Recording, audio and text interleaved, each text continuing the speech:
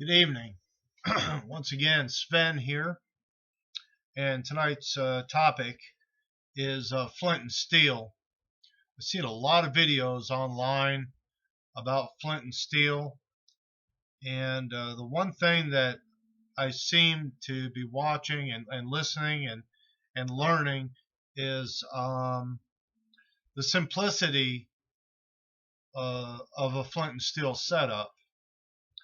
Now, I see a lot of these type of steels, which are kind of cool. They're nice. They're kind of the old-fashioned blacksmiths used to hammer these out, and so that you can hold it a little bit like that, and get your flint here to create a spark. But if you're in a real situation and you don't have your local blacksmith hanging out with you, the thing I want to talk about tonight is what really is this? And I think that a lot of the bushcrafters and the guys out there have missed this one thing, and that is this was just an old file, which is a high carbon steel, and you can strike a a spark off of almost any high carbon steel. Now, in a serious situation, and I don't have all this, and if I know where there's a set of railroad tracks, I can find chert, because chert is a very hard stone, and they use a lot of this on railroad tracks because of the compression of the locomotives and the trains going over these rocks day in and day out. They do not break down. They're very hard. They have a hardness of, I believe it's 7 or greater. This is a piece of chert. This is a piece of English flint. Flint is not natural in our environment here in the United States, but chert this is what the Indians used to make their arrowheads. So if you're in an area of that historical places where you can find arrowheads, I'm sure you'll be able to find some chert.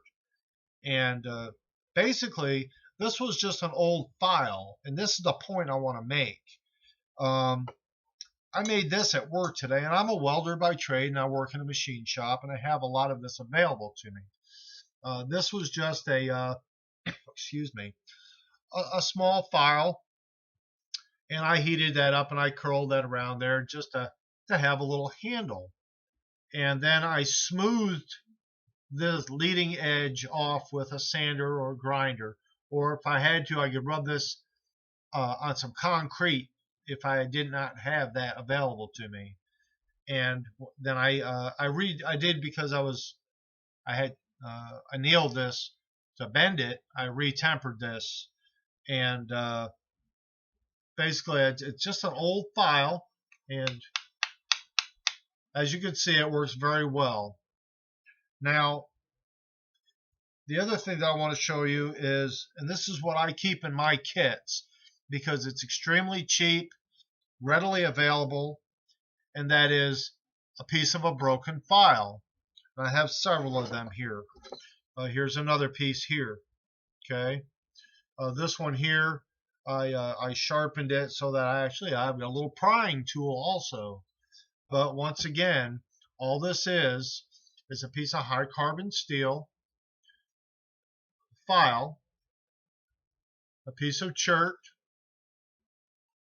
This is all you need. You don't have to go buy nothing fancy. And as you can see, it throws a pretty good spark. And once again, here's a little bit bigger piece, and I've smoothed this edge off. You don't want to strike your stone with the file edge. It's just going to chip your stone. So you do need to smooth that edge. And then once again, let me get a good sharp edge here. You see, don't go away. There we go. So You get you a good piece of stone with a good sharp edge on it. Some quartzes will work, but the smoother stones, and you can see them, they're fractured and they're very sharp, and this is what you want. Now, if I don't have this, say it's a shit hits the fan situation and you come across an old house or whatever, look for an old lawnmower. Flip it over, you break the blade off of half of it. That's high carbon steel.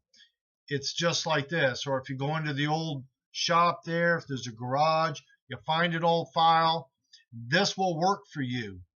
You find your railroad tracks or a creek bed that's got some of this type of stone. It is fairly readily available in most areas, not all areas. You got to look around. It's usually embedded in some sandstone or limestone, excuse me. But if you look around and if you're in a situation, this can save you, because fire is a must, because it's going to give you that warmth for hypothermia situations. It's going to build your fire to sterilize your water and so on and so forth. So this is the most inexpensive way to put a kit together. Just an old file, smooth the edge, that's going to be your striking edge, and go hunt up a few of these stones. And if you can't find these stones, this is a flint for a musket. This is an English flint. I went online and found this being sold for a flintlock musket. And I bought several of these. And these are super nice English flint. Very, very hard stone. Very, very sharp. And if you ruin that edge, you can flake that off and put a new edge on it. It's not that difficult. Educate yourselves on fire, because it is one of the most important things that you can know how to do. Thank you. I appreciate your time and watching my videos. We're going to just get going on this a little bit. Just want to touch on a few areas that may have been overlooked by some of the other guys. But I'll tell you what, these guys out here are great, and we appreciate the time and effort that they do put in to all these videos out here. Thank you, one and all, and good night.